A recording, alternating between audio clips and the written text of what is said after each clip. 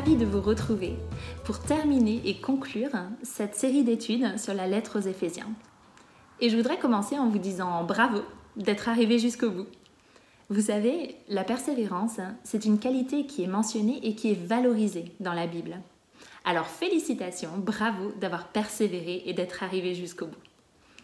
Et j'espère que vous avez été vraiment bénis par cette étude, que vous avez grandi, que vous avez été édifiés dans votre foi, que vous avez été encouragés par les partages, peut-être dans votre petit groupe, ou la manière dont Dieu vous a parlé, la manière dont il a répondu à des prières.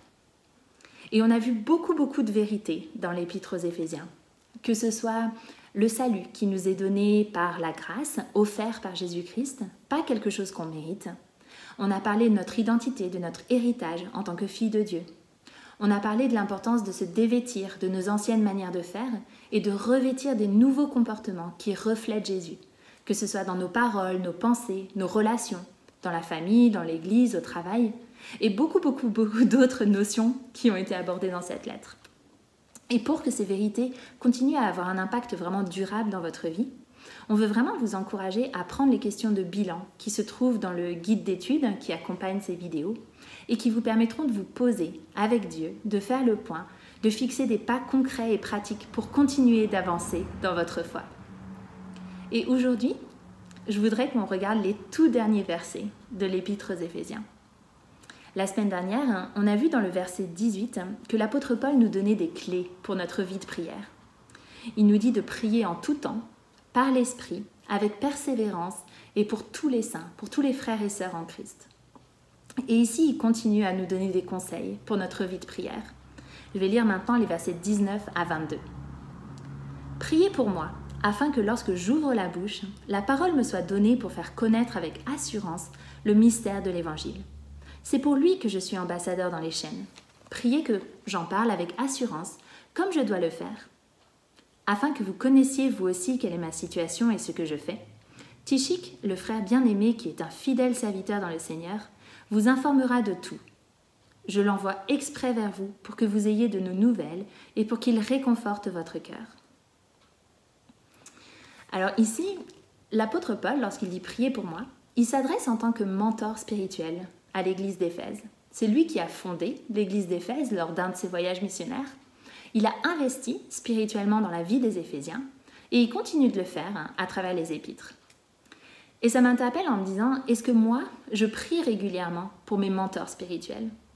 Est-ce que je prie régulièrement pour mon pasteur, pour les anciens dans mon église, pour les personnes qui ont investi dans ma vie, qui m'ont aidé à grandir dans ma foi? Est-ce que je prie régulièrement pour des missionnaires, pour des chrétiens qui sont dans les chaînes? Et comment est-ce que je pourrais vraiment les soutenir, les encourager dans cette période qui n'est pas facile?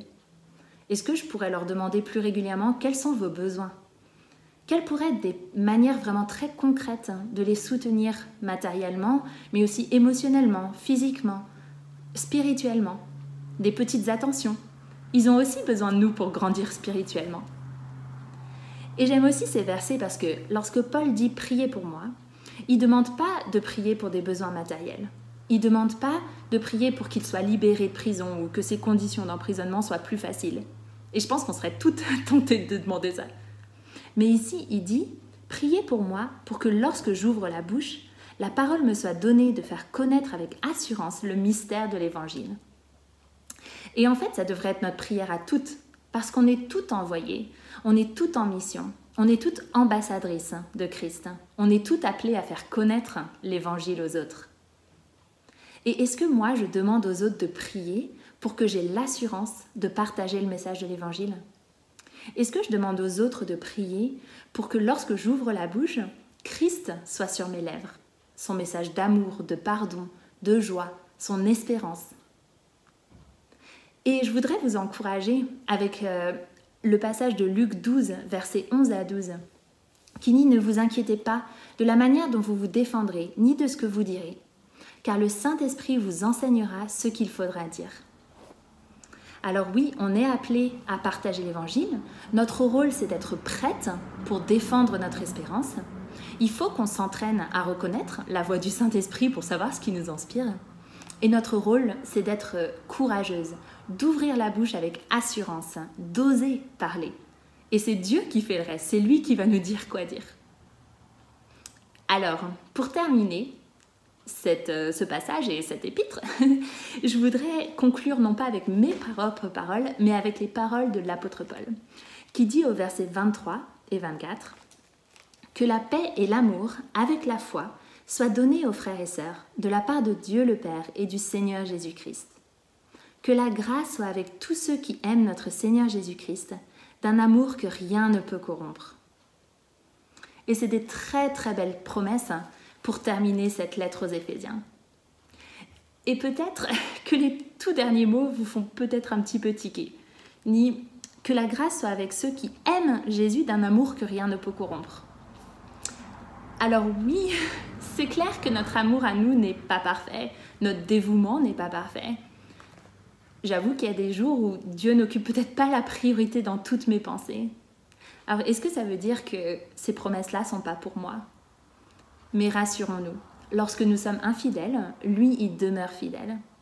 Regardons pas à nos faiblesses, mais regardons à Dieu. En 1 Jean 4, verset 19, il dit que nous l'aimons parce qu'il nous a aimés le premier. Et en Romains 5, 5, on voit que l'amour de Dieu est répandu dans nos cœurs par le Saint-Esprit. Et l'amour de Dieu, il est incorruptible, il est infaillible, il est infini. C'est cet amour-là qu'il veut déverser dans nos cœurs, dans toute sa largeur, sa hauteur, sa profondeur. Alors, c'est clair que par nos propres forces, on ne peut pas vivre la vie chrétienne. On ne peut pas faire tous ces changements qu'on a vus dans Éphésiens. Mais c'est parce que le Saint-Esprit agit en nous qu'il nous donne les forces pour le faire et que toutes ces promesses qui sont contenues dans la Bible deviennent réalité pour nous. Alors oui, aujourd'hui, que la grâce, la paix et l'amour soient sur toi. Sois vraiment béni.